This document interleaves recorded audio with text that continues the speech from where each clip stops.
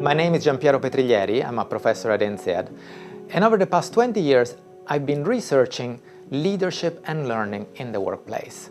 And I've also been working closely with many companies around the world to improve the practice of developing leaders for the workplace.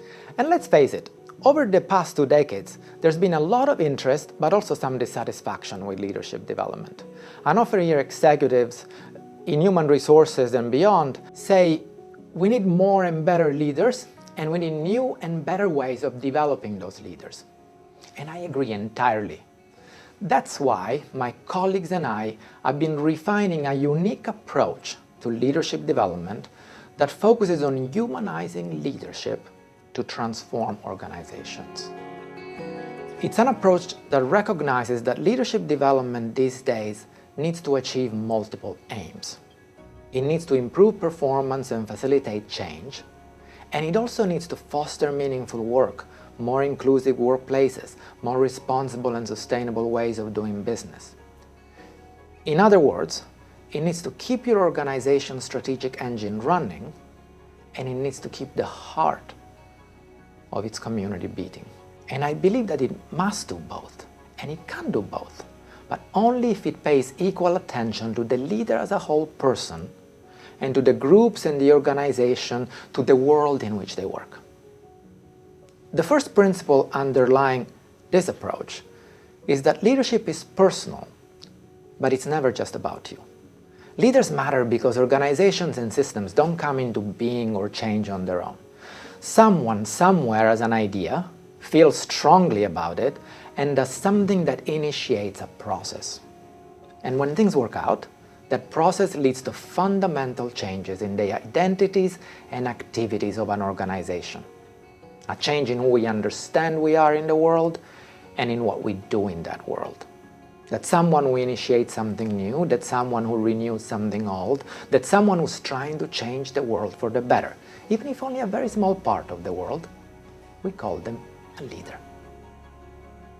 The second principle of this approach is that you cannot change the world unless you're prepared to change your world.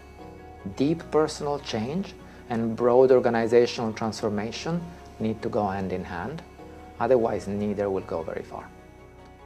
Because what leaders do is they think and talk and act with intent. And as they do it, they articulate and embody a story of who we need to be and what we need to do to make a difference. Put another way, a good leader is a mirror of our better selves. They represent the future and then they help us build it.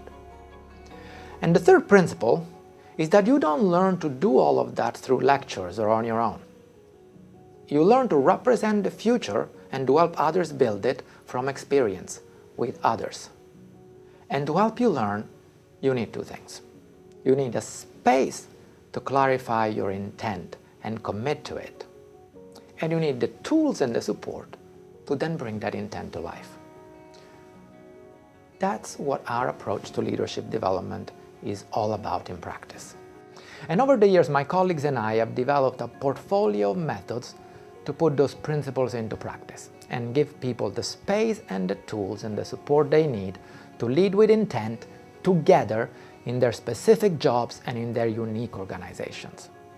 And we've also developed a community of professionals who can host those spaces and train people in handling those leadership tools. Because at the end of the day, let us never forget, it's not principles or practices that develop leaders, it's people.